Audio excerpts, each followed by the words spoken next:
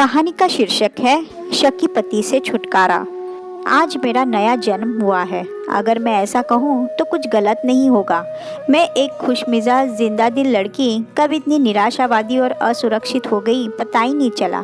मैंने तो उसे हमेशा प्यार किया था और अपने रिश्ते को संभालने की पूरी कोशिश की, पर अब लगता है कि मैं रिश्ता संभाल नहीं रही थी बल्कि अपने आप को बेवकूफ़ बना रही थी। रिश्ता तो कभी था ही, प्यार तो कभी था ही नहीं। जो कुछ भी था बस स्वार्थ था, उसका स्वार्थ जो मुझे ऐसा घाव दे गया जिसके निशान मेरे मन और शरीर पर दोनों पर रहेंगे हमेशा हमेशा के लिए। अभी मैंने स्नातक किया ही था कि मेरी शादी की बात चलने लगी।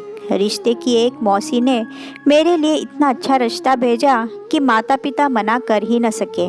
वह मुझे देखने आया तो मुझे दिल में डर के साथ साथ एक गुदगुदी भी हुई। हमें कुछ देर एक दूसरे के साथ बिताने के लिए छोड़ दिया गया। यतीश: हाय, कैसी हो? मैं: जी अच्छी हूँ। आप कैसे हैं?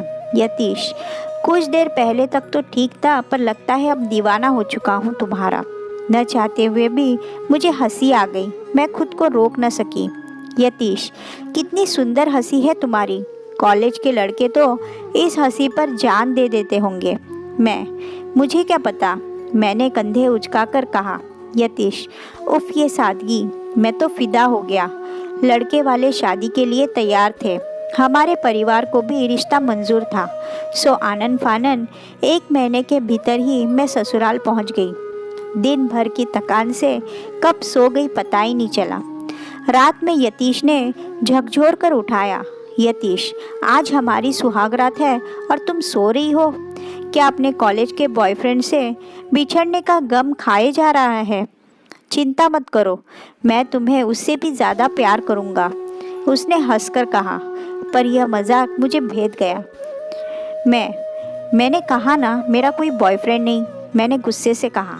यतीश: इम्पॉसिबल, आज तो बदसूरत से बदसूरत लड़की का चक्कर चल रहा है, फिर तुम कैसे बच गई? तुम तो को एजुकेशनल कॉलेज में पढ़ी हो ही नहीं सकता कि तुम्हारी किसी लड़के से दोस्ती ना रही हो। कोई बात नहीं, पति और पत्नी के बीच कोई भेद नहीं रहना चाहिए। मेरी भी कुछ गर्लफ्रेंड्स थी, मैं तुम्हें उनके बारे में बताता हूँ और तुम मुझे अपने बॉयफ्रेंड के विषय में बताओ, ताकि कभी मेरी गर्लफ्रेंड मुझे या तुम्हारा बॉयफ्रेंड तुम्हें ब्लैकमेल ना कर सके। मैं: आप बार बार वही बात दोहरा रहे हैं, मैंने कहा ना, मेरा कोई बॉयफ्रेंड नहीं। यतीश: अच्छा बाबा, सॉरी, तुम सती सावित्री हो, पर मैं तो सत्यवान नहीं। मेरी गर्लफ्रेंड्स थी, पर अब मैं वादा करता हूँ कि मेरी ज़िंदगी में तुम्हारे बाद कोई नहीं आएगा। उसने मुझे गले लगा लिया और कुछ प्यार भरी बातें की जिससे मेरा गुस्सा जाता रहा। शादी के 1 महीने बाद मैं पति के साथ दिल्ली शिफ्ट हो गई। शुरू में इस तरह के ताने सुनकर लगता कि ये सामान्य बात है। शायद सभी पति अपने पत्नी के पुराने आशिकों को लेकर इनसिक्योर होते हैं, पर फिर धीरे धीरे। यतीश: तुम उसी समय छत पर कपड़े सुखाने क्यों जाती हो जब सामने वाली बिल्डिंग में रहने वाला लड़का पढ़ाई करने छत पर जाता है? मैं: यतीश, वो सुबह से शाम तक छत पर ही टहल टहल कर पढ़ता है, उसके एग्ज़ाम चल रहे हैं और वो मुझसे 5 साल छोटा है। यतीश: तो तुम्हें उसकी उम्र भी पता है? यानी कि तुम मोहल्ले वालों से बात करती हो मेरे मना करने के बावजूद, और तुम्हें तो छोटे लड़के ही पसंद है ना? मैं: क्यों, तुम्हें ऐसा क्यों लगता है?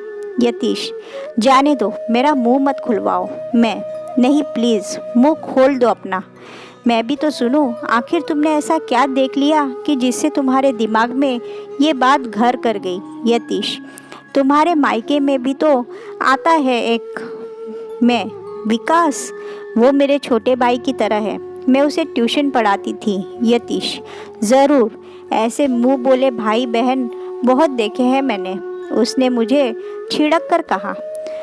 बात आगे न बढ़ाने के उद्देश्य से मैं हमेशा चुप हो जाती और शायद मेरी चुप्पी ही उसे मेरी स्वीकृति लगती थी।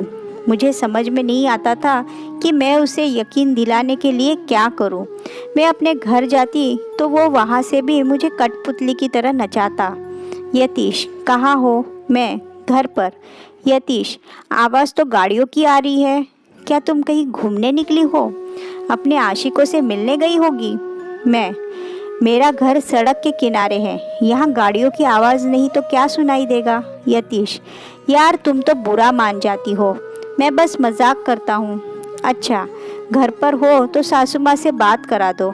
मैं जानती थी वो सिर्फ कंफर्म करने के लिए माँ से बात करना चाहता है कि मैं दिन भर कहीं गई तो नहीं। मेरी भोली माँ उसे बता देती कि मुझसे मिलने विकास आया या मैं अपने घर के बगल में रहने वाली फ्रेंड के घर गई, और ये बातें दिन रात मुझे सुनाई जाती। मैं मायके जाने से डरने लगी। मेरे फ़ोन रिकॉर्ड्स चेक किए जाते और रिकॉर्ड किए जाते थे। अड़ोस पड़ोस की औरतों से भी बात करने की मनाही थी।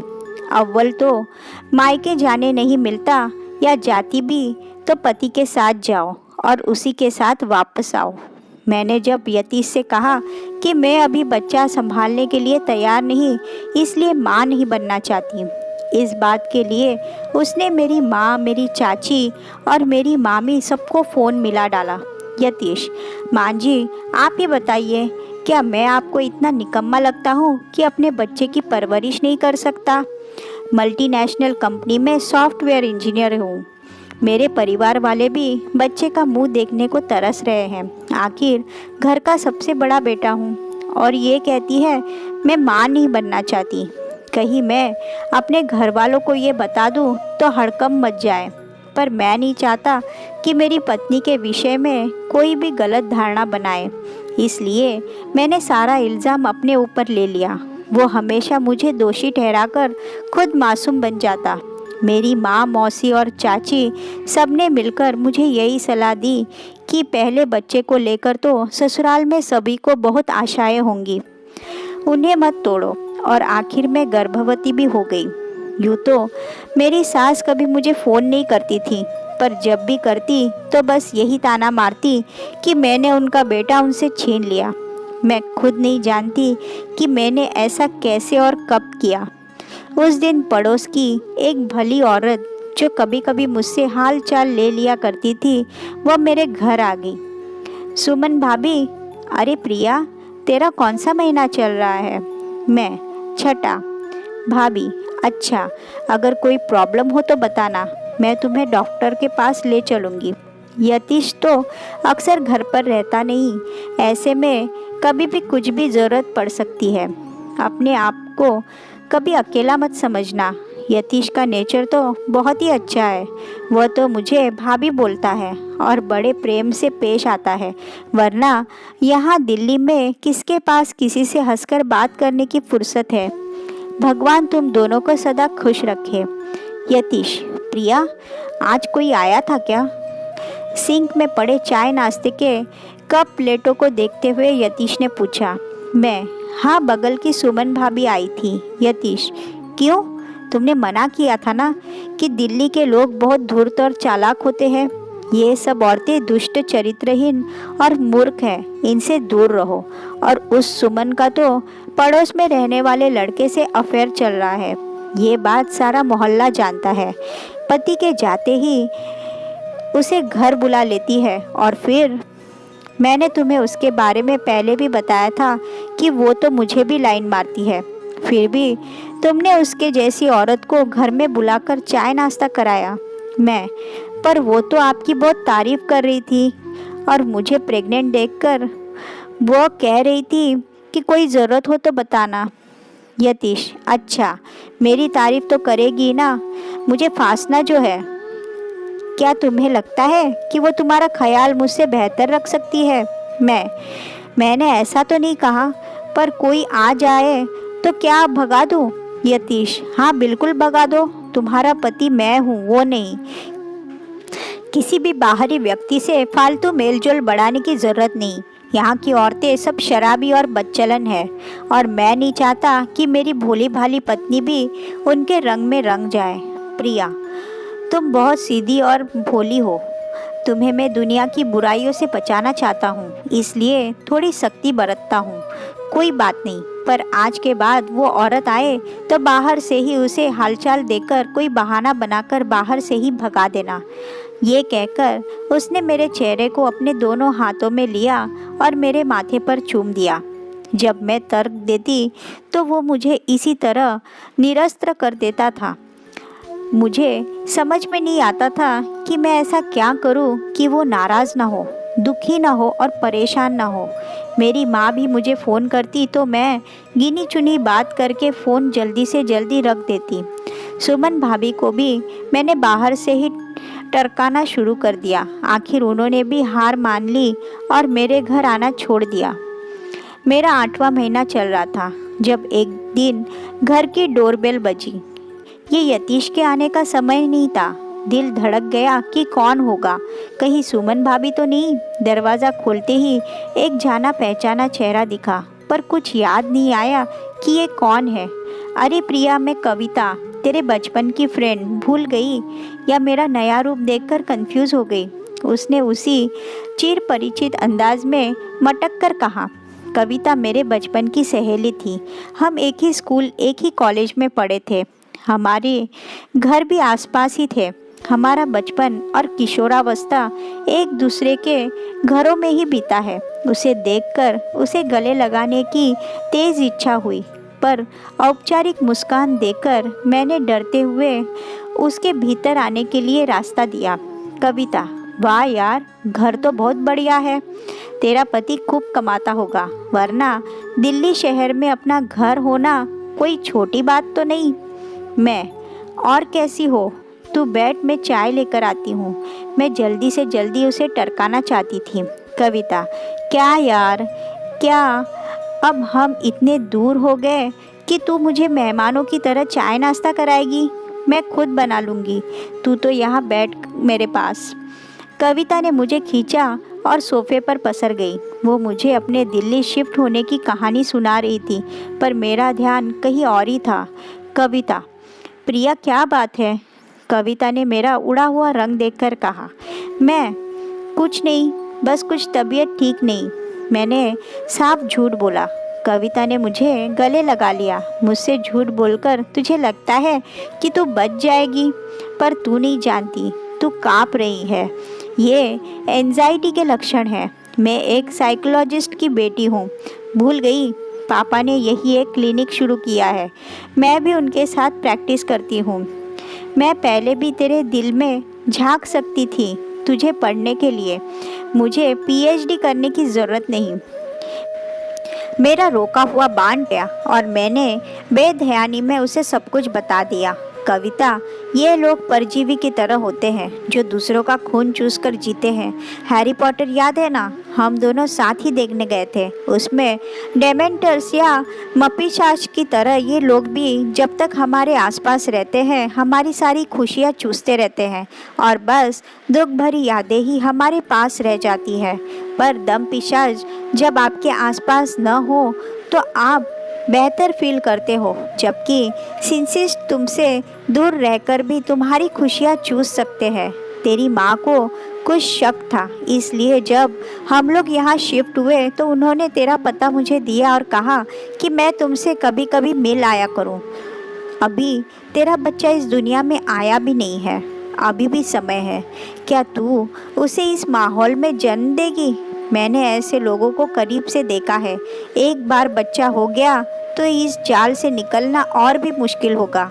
जब कभी तू इनसे दूर जाना चाहेगी तब समाज में दूसरी औरतें तुझे यकीन दिलाएंगी कि बेटा अपने बच्चे का मुंह देखकर जी।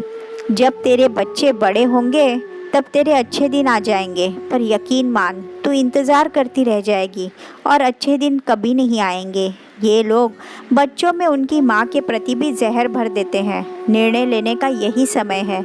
कम से कम तू अपने बच्चे के नज़रों में तो नहीं गिरेगी। मैं क्या करूँ? मैं फट पड़ी। कविता, कड़े फैसले लेने होंगे। तू अपने पति की पत्नी नहीं बल्कि उसका भोजन है। वह वैम्पायर की तरह तेरे खून पर जी रहा है। तुझे खुद को मजबूत करना होगा और उससे पीछा छुड़ाना होगा। तुझे अपनी ज़िंदगी जीने का पूरा हक है। अपने लिए नहीं तो अपने बच्चे के लिए इस नर्क से निकलना होगा। हम सब तेरे साथ हैं, तू मेरे घर चल, मैं तुझे अपने पापा के क्लिनिक में जॉब दिला दूंगी। वो तुझे धमकियाँ देगा, डराएगा, बुरा भला कहेगा, पर वो खुद बहुत कमज़ोर है। यकीन मान, तेरा डर ही उसे ताकत दे रहा है, वरना वह किसी खरगोश को भी नहीं मार सकता। कविता ने बहुत देर तक मुझे नार्सिसिस्ट की कहानियाँ सुनाई और मुझे अपने पति से तलाक लेकर नया जीवन शुरू करने का सुझाव दिया। मैं उसी समय अपना सामान बांधकर वहाँ से चली गई। उसके बाद शुरू हुआ मेरे और मेरे परिवार के लिए भयंकर त्रासदी का दौर। वो दिन भर मेरे घर वालों को और मुझे धमकियाँ देता। इस बीच मैं एक बच्ची की माँ भी बन गई। मैंने उसका फ़ोन ब्लॉक पर लगाया, पर कविता ने हटवा दिया, यह कहकर कि उसकी धमकियाँ कोर्ट में उसके खिलाफ काम आएंगी।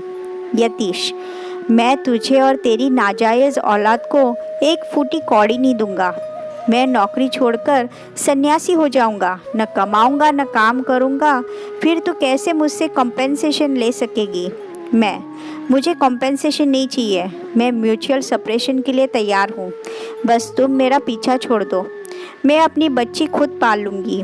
यतीश, तू नहीं जानती समाज में अकेली औरत की क्या दुर्गत होती है। तेरी बेटी को भी लोग हमेशा बुरी नज़र से ही देखेंगे और बड़े होते होते वो भी तेरी तरह बन चुकी होगी। अभी भी वक्त है, लौट आओ प्रिया। मैं तुमसे बहुत प्यार करता हूँ। मैंने कभी भी तुम पर हाथ नहीं उठाया, वरना कई पति अपनी पत्नियों के साथ किसी बर्बरता करते हैं। हो सकता है मैंने कभी कभी तुमसे सख्ती बरती हो, पर मैं माफ़ी मांगता हूँ और तुम्हारे साथ नई शुरुआत करना चाहता हूँ। वो मेरी भी बच्ची है, उसे अपने पिता का प्यार मिलना ही चाहिए। मैं उसे राजकुमारी की तरह रखूँगा। वो अचानक गर्म और अचानक नरम हो जाता, ऐसे रोने लगता कि पत्थर भी पिघल जाए, पर मैं नहीं पिघली। अभी कुछ देर पहले ही तुमने उसे नाजायज़ पुकारा था। इतना सुनते ही वो अपनी लैंग्वेज पर उतर आया। उसे मेरी ना बर्दाश्त नहीं होती। यतीश चीखता रहा और मैंने फ़ोन एक तरफ रख दिया। फ़ोन में नहीं काटती थी क्योंकि कविता के अनुसार उसकी धमकियाँ कोर्ट में हमारे फेवर में काम आएंगी। आज तलाक के पेपर्स हाथ में लेकर मैं बता नहीं सकती मैं कितना हल्का महसूस कर रही हूँ। यह एक नई शुरुआत है और नई मैं।